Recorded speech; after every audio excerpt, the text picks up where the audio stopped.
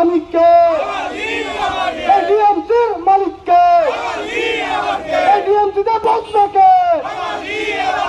এডিএমসিতে কে? দুর্গাপুর নগর নিগমের প্রশাসক মণ্ডলীর ভাইস চেয়ারম্যান কেন বাঙালি নয়? এই প্রশ্ন তুলে দুর্গাপুর নগর নিগমের সামনে তুমুল বিক্ষোভ বাংলা পক্ষর। সংগঠনের তরফে হুঁশিয়ারি, যদি এরপরও টনক না নড়ে কারোর, তাহলে প্রথমে পুরমন্ত্রী, পরে নবান্নকে লিখিত দাবি পাঠানো হবে। কর্পোরেশন যেভাবে প্রথমে 5 জনের নাম ঘোষণা করলো, তারপরে দেখলাম বাঙালি 3 জনের নাম বাদ দিয়ে বহিরাগত নেতা তাকে চেয়ারপারসন করলো। কারণ দুর্গাপুরে কি 40টা ওয়ার্ডের মধ্যে কোনো বাঙালি নেতা ছিল না? দুর্গাপুরে কোনো বাঙালি যোগ্য কাউন্সিলর নেই? ধর্মেন্দ্র যাদবকে চেয়ারপারসন করতে হলো এবং 3 জন বাঙালিকে সই দেওয়া হলো। তার প্রতিবাদে আজ আমরা বাংলা পক্ষ পশ্চিম বর্ধমান থেকে আজ আমরা এখানে বিক্ষোভ করছি। আমরা জানাচ্ছি যে এই বিক্ষোভ সভার পর আমরা কমিশনারকে ডেপুটেশন দেবো। সেই ডেপুটেশন লেখা থাকবে copy to Nabanna, copy to পুরমন্ত্রী। অবিলম্বে সমস্ত ক্ষেত্রে সব জায়গায় পুনরায় দুর্গাপুর মিউনিসিপাল কর্পোরেশনে সমস্ত বোর্ডে বাঙালি প্রতিনিধি আনতে হবে। লজ্জা করা দরকার। গত 30শে অক্টোবর দুর্গাপুর নগর নিগমের প্রশাসক মণ্ডলীর ভাইস চেয়ারম্যান পদে অমিতাভ বন্দ্যোপাধ্যায়কে সরিয়ে দিয়ে বসানো হয় ধর্মেন্দ্র যাদবকে। এরই প্রতিবাদে সোমবার বাংলা পক্ষ দুর্গাপুর নগর নিগমে তুমুল বিক্ষোভ দেখায়।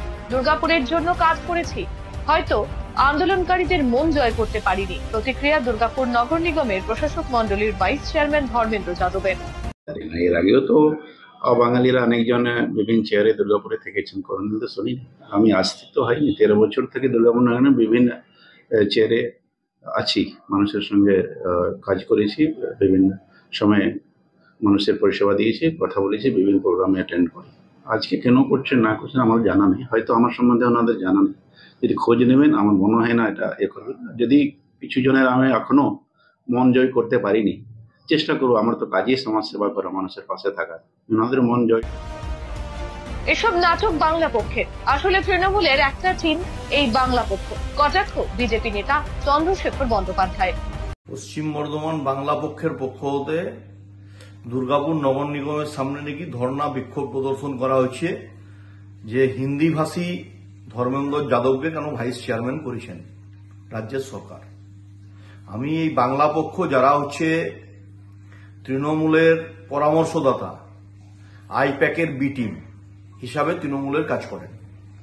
এরা প্রশান্ত কিশোর আইপ্যাকের প্রধান, তার বিহারে একবার নাম থাকে ভোটার লিস্টে, একবার হচ্ছে পশ্চিমবাংলার ভবানীপুরে।